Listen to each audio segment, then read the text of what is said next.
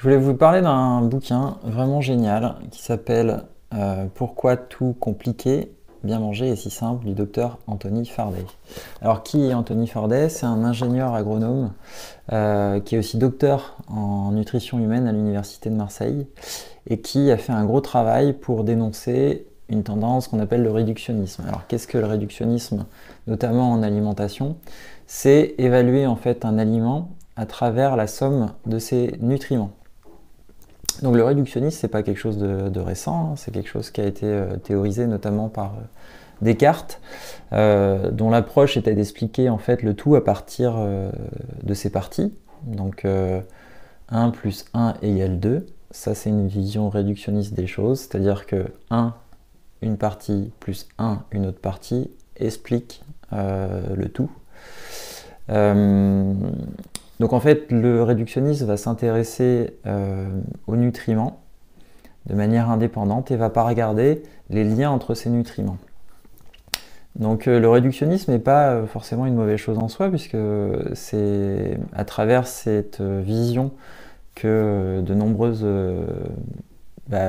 découvertes ont été faites sur l'existence des vitamines, des minéraux. Mais c'est comme à chaque fois finalement l'extrémisme d'une pensée qui peut emmener une certaine dérive. Donc c'est ce qu'explique Anthony Farday dans son livre. Il explique que finalement depuis les années 90, tout ce qui a été prévention en termes d'alimentation a été construit autour de cette vision réductionniste de l'alimentation. On pense à ce qu'on a tous vu, c'est-à-dire la pyramide alimentaire qu'on a vu à l'école, qu'on a vu aussi à la télé. Donc en fait, cette pyramide alimentaire est issue d'une politique américaine des années 90, je crois que 1992, c'était l'USDA, et ça a été repris au niveau européen. En France, ça a donné le programme national nutrition santé dès 2001. Donc on l'a vu sur les écrans, manger, bouger, moins salé, moins sucré, enfin voilà, c'est tout ce programme-là qui est basé sur cette vision réductionnisme. Donc en fait, on a identifié les nutriments qui posaient problème et, de manière assez simpliste, on a fait passer des messages autour de la vigilance autour de certains nutriments en fait, qui seraient mauvais pour l'organisme. Alors déjà, en fait, les nutriments en soi ne sont pas bons ou mauvais pour l'organisme. C'est la quantité. Et ce qu'on voit à travers ce livre, c'est aussi la matrice alimentaire dans laquelle est inséré ces nutriments.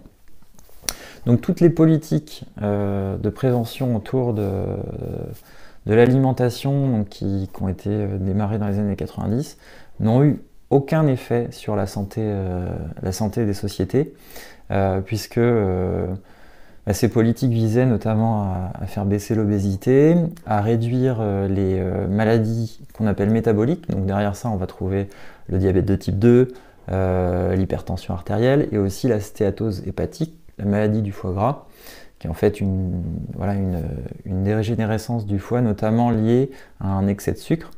Donc il faut savoir qu'on évalue à 25% au niveau mondial les gens qui sont touchés par la stéatose hépatique. En France, ça représente 8 millions de personnes. Donc voilà, on est sur des choses assez importantes. Donc toutes ces maladies métaboliques, depuis les années 90, donc depuis qu'on a mis en place cette prévention autour du réductionnisme alimentaire, ces maladies métaboliques, elles ont été multipliées par 2. Donc aucune inflexion en fait de ces pathologies suite à la mise en place de ces politiques. Donc en fait, ce que pose Anthony Farday, c'est face à ces constats-là, ces constats d'échec, est-ce qu'en fait on ne s'est pas tout simplement trompé de bataille? Et c'est ce qu'il va démontrer de manière assez brillante à travers les études qu'il a pu synthétiser, à travers toutes les données qu'il a pu récolter, et tout le travail qu'il a fait depuis de nombreuses années. On s'est focalisé sur les nutriments et on a oublié de regarder la matrice. Or, pour Anthony Farday, à travers ce livre, l'enjeu santé, il est vraiment autour de la qualité de la matrice alimentaire. Donc, si on traduit ça de manière très simple, plus un aliment est transformé, plus il est nocif en matière de santé. Plus on va s'approcher d'aliments bruts ou très peu transformés, plus on va aller sur de l'alimentation considérée comme saine et vectrice de santé, et aussi travailler sur la prévention autour des pathologies, notamment de l'obésité. Donc ce qu'il faut savoir, c'est que en France, aujourd'hui, on vit en bonne santé jusqu'à l'âge de 64 ans, et qu'après, avant la mort, donc la moyenne c'est le décès à 83 ans, donc on vit 18 ans en mauvaise santé en France. Donc ça représente un coût énorme pour la santé. Et ce que Anthony Fardet a analysé, c'est que 1 euro d'achat de produits ultra transformés engendre 1 euro caché de coûts de santé humaine et environnementale.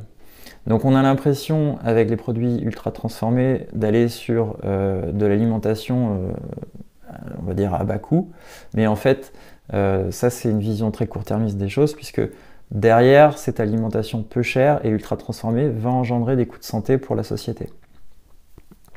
Donc voilà, ce qu'il estime, c'est que en achetant un produit moins transformé avec un surcoût de 15 à 20%, finalement, notre société ferait des économies, et donc in fine les citoyens, puisque voilà, sur ces produits ultra transformés peu chers à l'achat, on va avoir des vraies répercussions en matière de santé sur le long terme. Alors, ce qu'il faut bien comprendre, c'est que le réductionnisme a favorisé le cahier des charges, a favorisé en fait le développement des produits ultra transformés. Pourquoi ? Parce que ces politiques alimentaires, ces politiques de santé basées sur cette vision réductionniste, a fourni un cahier des charges à l'industrie agroalimentaire pour pouvoir rentrer dans les clous. Donc on pense tous aux produits allégés en sucre, en matière grasse. Ça, c'était des principes de santé basés sur du réductionnisme et qui ont engendré des produits où c'était marqué diète, des produits pour la minceur, des produits moins gras, des produits sans sucre. Donc en effet, d'un point de vue nutriments, on retrouvait bien entendu des produits qui étaient allégés en sucre ou allégés en graisse, mais on restait sur des produits qui étaient extrêmement transformés et donc qui étaient in fine nocifs pour la santé.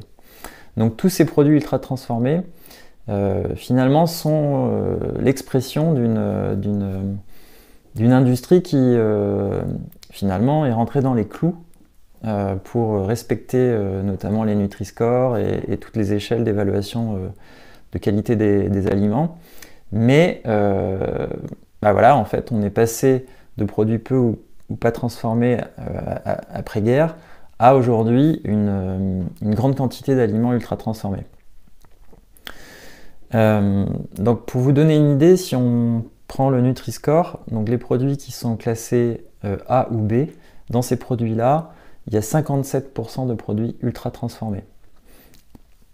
Donc qu'est-ce que l'ultra transformation ? C'est des produits qui sont soit dans lesquels on va retrouver des additifs, soit qui contiennent des arômes, soit qui ont eu des traitements technologiques extrêmes comme le soufflage ou la cuisson-extrusion, donc ce qui permet de faire les céréales soufflées et ce genre de choses. Et autrement, c'est des produits sur lesquels on a appliqué ce qu'on appelle le cracking, c'est-à-dire le fractionnement. On va prendre des aliments, on va les fractionner avec des enzymes, avec des traitements technologiques et chimiques pour en récupérer certains nutriments. Et après, on va réagréger ces nutriments sous forme d'une matrice fictive. Donc voilà, tous les produits finalement qui sortent des clous en fait, des transformations traditionnelles sont considérés comme des produits ultra transformés. Alors les transformations traditionnelles, c'est transformation thermique, donc séchage, cuisson, mécanique à travers par exemple le broyage, la fermentation, qui est le seul moyen de transformation qui peut amener de la valeur ajoutée en fait à l'aliment initial, notamment avec les probiotiques et la dégradation de certaines enzymes, à travers certaines enzymes. Et le dernier procédé traditionnel, c'était la conservation dans le sel ou dans le sucre. Donc tout ce qui est produit ultra transformé sort de ces clous-là et va aller plus loin dans la déstructuration de la matrice de l'aliment. Donc en France, si on regarde les chiffres, les calories consommées issues de l'ultra-transformation, ça représente 35% des calories absorbées par un adulte, 46%, et là ça devient dramatique, des calories consommées par les enfants. Donc les produits ultra-transformés sont avant tout poussés par l'industrie auprès des enfants.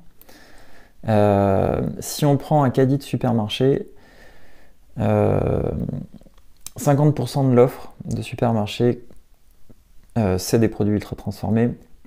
Et si on regarde plus précisément les produits emballés, on est autour de 67%. Donc c'est énorme. Et là où on pourrait dire, bah tiens, en bio, en fait, on peut éviter ce genre de choses, bah, c'est pas vraiment le cas, puisque même en faisant un caddie dans un magasin bio, on va ressortir avec 27% de produits transformés. Donc le critère finalement de la transformation, c'est pas le critère forcément du bio, c'est un critère plus global, et c'est celui-ci qui a l'impact le plus important sur la question de la santé.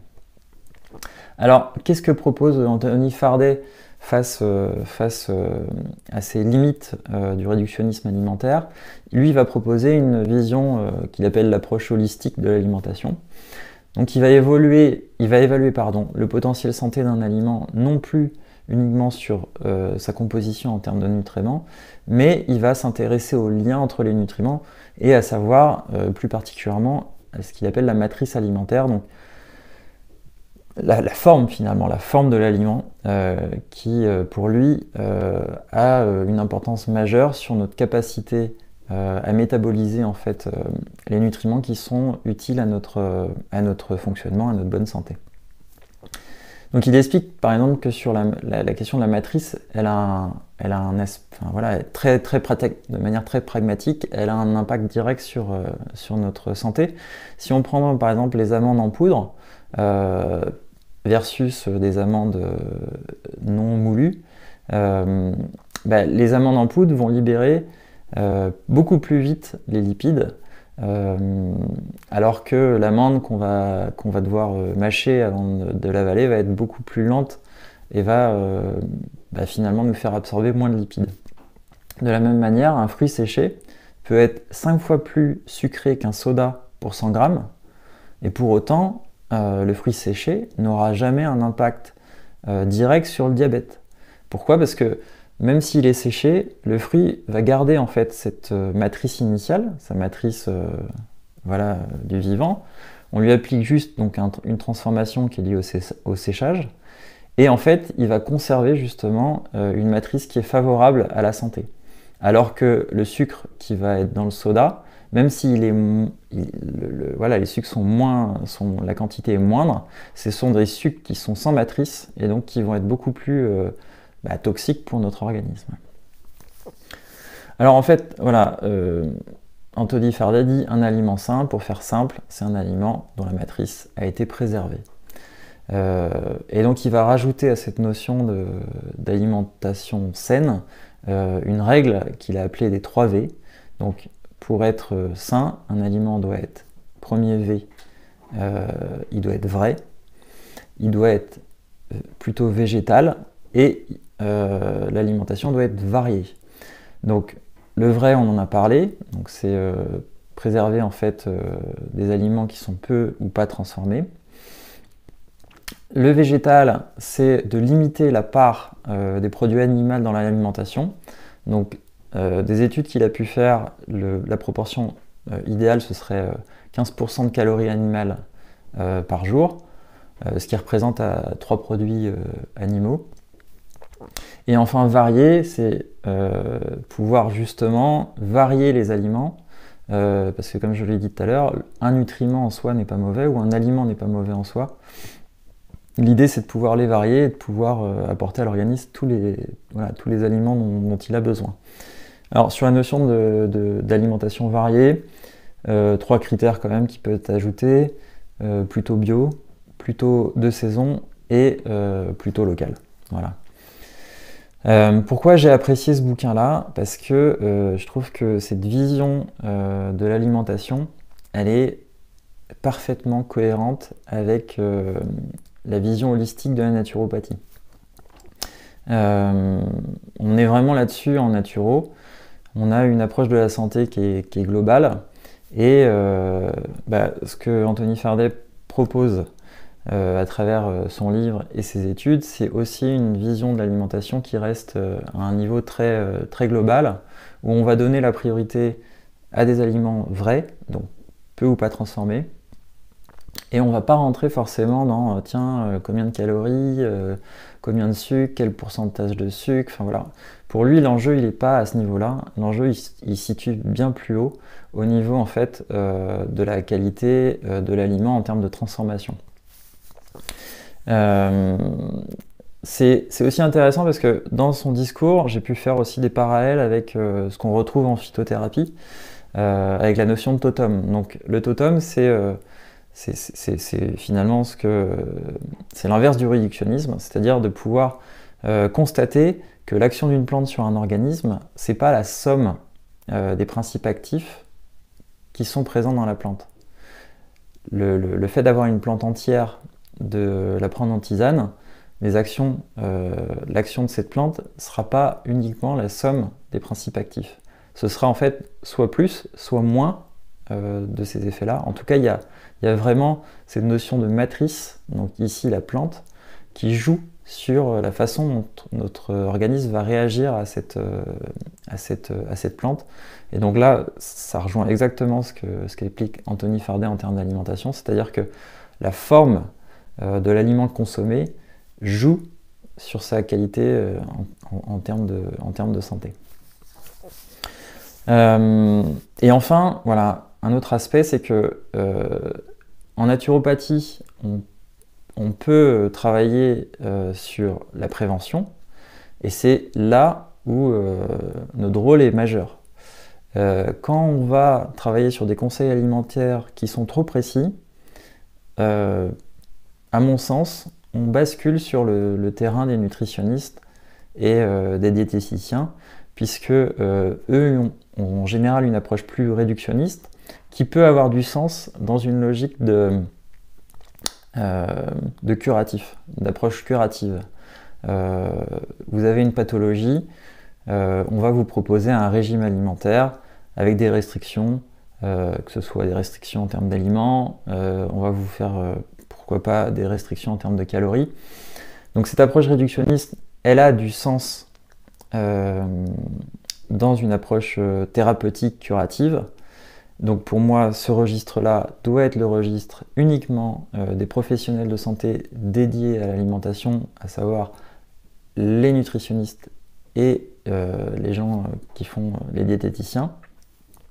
Le naturopathe, lui, doit travailler plutôt sur l'amont, donc sur la prévention, en rappelant finalement, en faisant un travail d'éducation des gens autour des 3V, donc autour de l'enjeu d'aliments vrais, d'aliments plutôt végétaux, et éventuellement aussi parler de la question donc, du varié, mais là on rentre finalement presque dans le registre du régime. Donc voilà, c'était pour vous faire un petit panorama de ce livre-là. Moi je vous le conseille, c'est un livre qui est passionnant, et c'est surtout, moi j'aime beaucoup le travail d'Anthony Fardet, puisque c'est quelque chose d'assez pragmatique, c'est quelque chose d'assez prouvé, parce que donc il s'appuie sur pas mal d'études. Et surtout, pour moi, c'est une vision de l'alimentation qui crée des passerelles, en tout cas avec ce qu'on peut faire en naturo. Donc voilà, un conseil de lecture, et je vous dis à bientôt.